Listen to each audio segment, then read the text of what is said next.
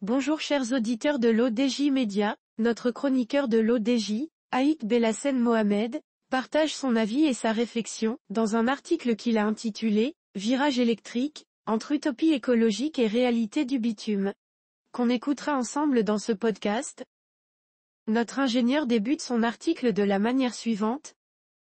Dans le grand théâtre de l'automobile, le vent de l'électrification souffle avec la force d'une promesse d'avenir propre, portée par des acteurs économiques et politiques convaincus de son urgence. Pourtant, la scène révèle aujourd'hui des acteurs en proie à des difficultés inattendues, esquissant les contours d'un drame où l'ambition environnementale rencontre la dure réalité du marché. Notre chroniqueur enrichit son discours ainsi. Au carrefour des ambitions électriques et des réalités du marché, les ventes de voitures électriques, ces étendards de la révolution verte, semblent marquer le pas, frappés par un paradoxe de coûts élevés et d'incertitudes logistiques. L'anecdote de Hertz, cet acteur majeur du marché de la location qui, après avoir flirté avec l'électrique par une commande audacieuse auprès de Tesla et Polestar, a finalement rebroussé chemin vers le confort familier des moteurs thermiques, illustre parfaitement ce dilemme. La résistance rencontrée par Tesla, Ford et Volkswagen dans leur quête électrique soulève des questions cruciales sur la viabilité financière de cette transition. Ces obstacles ne sont pas seulement des écueils techniques ou économiques, mais aussi le reflet d'une inquiétude profonde des consommateurs, partagée entre la peur de l'autonomie et le spectre de coûts de réparation dissuasifs.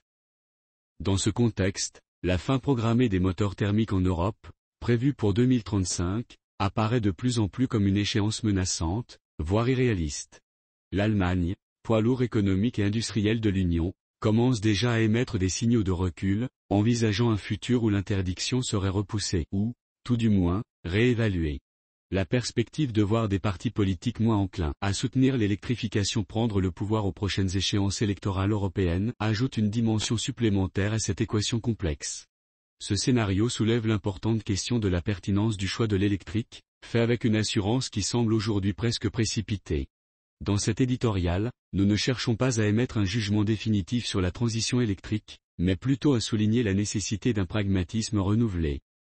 La réponse ne réside peut-être pas dans un rejet total de l'électrique, mais dans l'adoption de solutions hybrides, capables de combiner les avantages de l'électricité avec la fiabilité et l'accessibilité du thermique.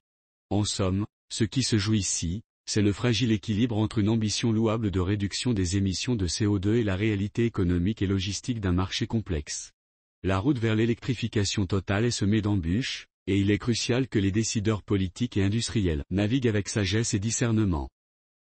Merci d'avoir écouté ce podcast de l'ODJ Média, notre bouquet de supports numériques, portail, magazine mensuel connecté, web radio R212 dédié à la diaspora marocaine et web TV.